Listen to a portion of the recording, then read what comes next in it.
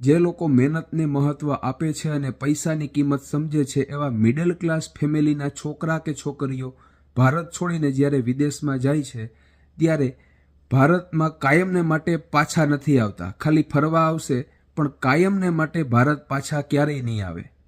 અને થઈ શકે તો પૂરી કોશિશ કરે છે કે પોતાના છોકરાઓ, પોતાના મા બાપ અને પોતાના હસબન્ડ કે વાઈફને પણ એ વિદેશ બોલાવી લે છે. જય માતાજી મિત્રો, બધા લોકોને મહાદેવ, જય શ્રી કૃષ્ણ, સીતારામ અને જય માતાજી. ઘણા બધા વિડીયોમાં મેરા ભારત મહાન એવી કોમેન્ટ કરવા વાળા લોકોમાંથી ઘણા બધા લોકો મન પડે ત્યાં રસ્તા ઉપર થૂકે છે.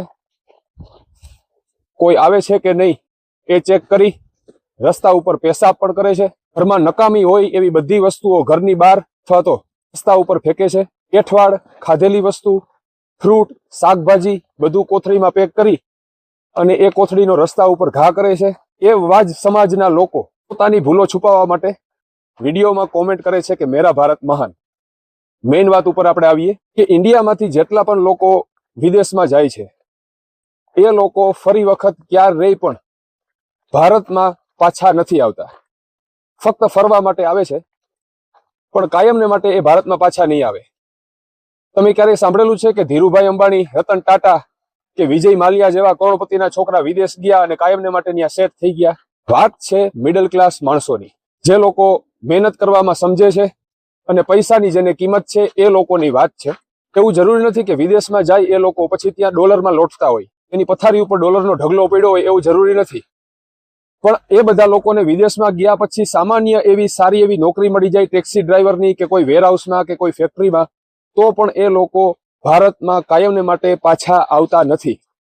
આ હું એક નથી કહેતો, આ ગૂગલ ઉપર છેલ્લા 50 કે 100 વર્ષનો આખો રેકોર્ડ છે કે એ લોકો ભારતમાં કાયમને માટે પાછા ક્યારેય નથી આવતા.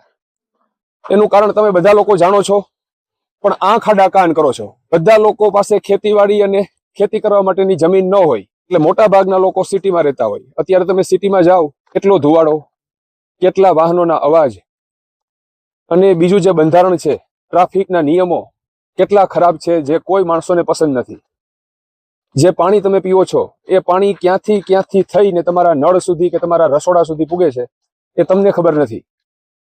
એમાં કેટલા કેમિકલ અને રસાયણ મિક્સ થઈ ગયેલા છે એ તમને ખબર નથી. તમારે અહીંયા વરસાદ પડે, એ રસ્તા ઉપર પાણી પડ્યું હોય વરસાદનું, જમીન ઉપરથી પાણીનો ગ્લાસ ભરીને એ પાણી તમે પી શકો?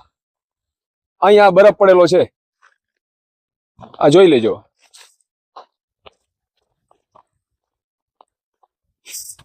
કરવાની વાત એ છે કે વરસાદના પાણીમાં પણ એટલા કેમિકલ્સ અને રસાયણ મિક્સ થઈ ગયેલા છે એ તમને ખબર નથી. તમે જે પાણી પીઓ છો એ પાણી ક્યાં થઈને તમારા રસોડા સુધી પૂગે છે એ પણ તમને ખબર નથી. અને એ કેમિકલ વાળું પાણી તમારા શરીરમાં જઈ ને કેટલા ફેરફાર કરે છે એ તમને ખબર નથી. અને એ જ ખરાબ પાણીથી અત્યારે ખેતી થાય છે. હું એમ નથી કહેતો કે માણસો પાણીને બગાડે છે, પણ આખું વાતાવરણ અને પર્યાવરણ અત્યારે એવું ખરાબ છે ભારતમાં કે એની વાત ન જવા દો. આ બધી વાત ગૂગલ ઉપર લખેલી છે, હું નથી કહેતો. જેટલા પણ લોકો ખેડૂત હોય અને આ વિડીયો જોતા હોય, જે અત્યારે ખેતીવાડી કરે છે, એ લોકો એક વાતનો ખાસ જવાબ આપજો કે 20-25 વર્ષ પહેલા જે જમીનમાં આપણે લીલી ડુંગળી વાવતા, એ ઉપાડી પાણીએથી ધોઈ એના ઉપર મુઠ્ઠી મારીને સીધી ખાઈ લેતા, એ કેવી લાગતી? અને અત્યારે એ જ ડુંગળી તમે ખાજો, કેવી લાગે છે?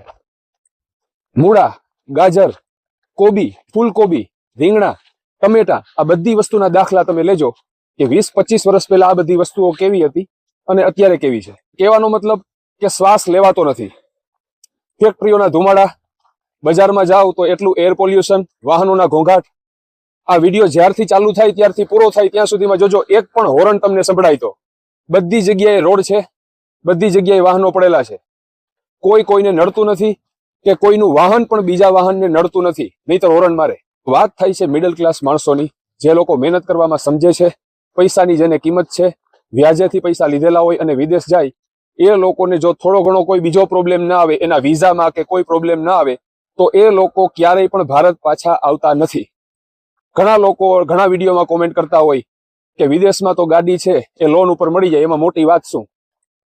તો તમને લોકોને ખબર નથી કે વિદેશમાં જો લોન ઉપર ગાડી લેવી હોય તો એ પ્રમાણે તમારું બેંક બેલેન્સ હોવું જોઈએ, તમારી ક્રેડિટ સારી હોવી જોઈએ, ક્રેડિટ કાર્ડના જે બિલ હોય એ સરખી રીતે તમે ટાઈમસર ભરેલા હોવા જોઈએ. ક્રેડિટ કાર્ડનો રેગ્યુલર તમે ઉપયોગ કરતા હોય તો તમારી બેંક ક્રેડિટ સારી બને અને એ ક્રેડિટ ઉપર તમને ગાડી લોન ઉપર મળે છે. તો મજૂરી કરતા હોય, બેંક ક્રેડિટ સારી હોય તો એ લોકોને તો લોન મળવી ન જોઈએ ને. અને બીજી વાત, ગાડી લોન ઉપર લીધી હોય તો એ પછી મફતમાં તો ન હોય કે ઇન્ડિયાથી પૈસા વ્યાજે લઈને આવ્યા તો ત્યાંથી ગાડીના લોન ભરવાના પૈસા તો મગાવાય નહીં. તો એ લોકો પાસે ઓલરેડી ડોલર છે જ.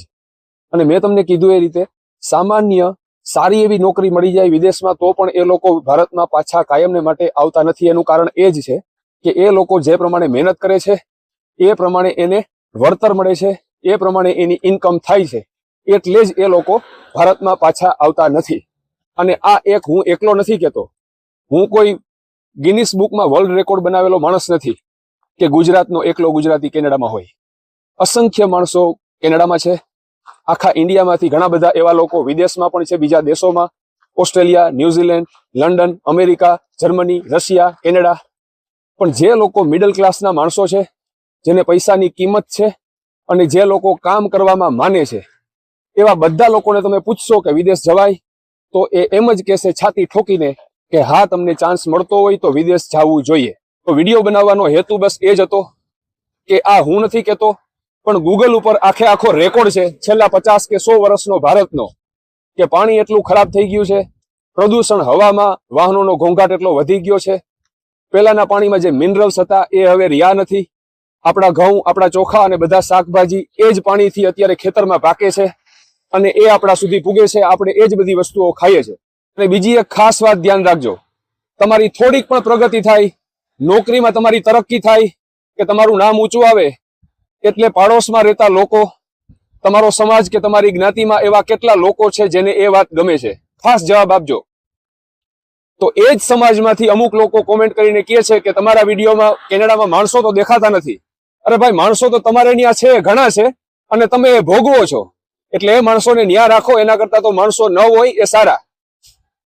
અહીંયા કોઈ કોઈના કામમાં, કોઈની પ્રગતિમાં ટાટિયા ખેંચ કે અટકચારો કરતું નથી. એટલે આ વિડીયો બનાવવાનો ખાસ હેતુ એ હતો. હું તમને ખાલી એ જ કહેવા માંગુ છું કે હું કોઈ એજન્ટ નથી. તમે કેનેડા આવો કે વિદેશમાં ગમે ત્યાં જાઓ, મને કોઈ જાતનો ફાયદો નથી. પણ જે ખોટા લોકો છે એની વાતો માનતા નહીં. વિદેશ જવાનો તમને મોકો મળે તો એ મોકો ચૂકતા નહીં, કારણ કે ભારતમાં કંઈ પણ છે નહીં. ખાસ કરીને હું મિડલ ક્લાસના લોકો માટે કહું છું. જે કરોડપતિ બાપના દીકરા છે એને તો પોતાને પણ ખબર છે કે અમારે આટલા પ્લોટ, આટલી જમીન, આટલી ખેતીવાડી અને આટલી મિલકત છે, અમે ભણશું નહીં તો પણ ચાલશે. પણ જે મિડલ ક્લાસના લોકો છે એને જ વિચારવાનું છે પોતાના ભવિષ્ય વિશે, પોતાના બાળકોના ભવિષ્ય વિશે અને પોતાની આવનારી પેઢી વિશે. તો તમને મેં ઘણા બધા દાખલા આપેલા, એ બધા દાખલા જો ભારતમાં સારા હોય વિદેશ કરતા, તો તમે તમારી રીતે નિર્ણય લેજો અને કોમેન્ટ કરજો કે હું ખોટો છું. તો બધા લોકોને રામ રામ, જય માતાજી, મહાદેવ, જય શ્રી કૃષ્ણ અને સીતારામ. વિડીયો સારો લાગે તો વિડીયોને લાઈક કરજો અને મળશું આપણે નવા વિડીયોમાં. જય માતાજી.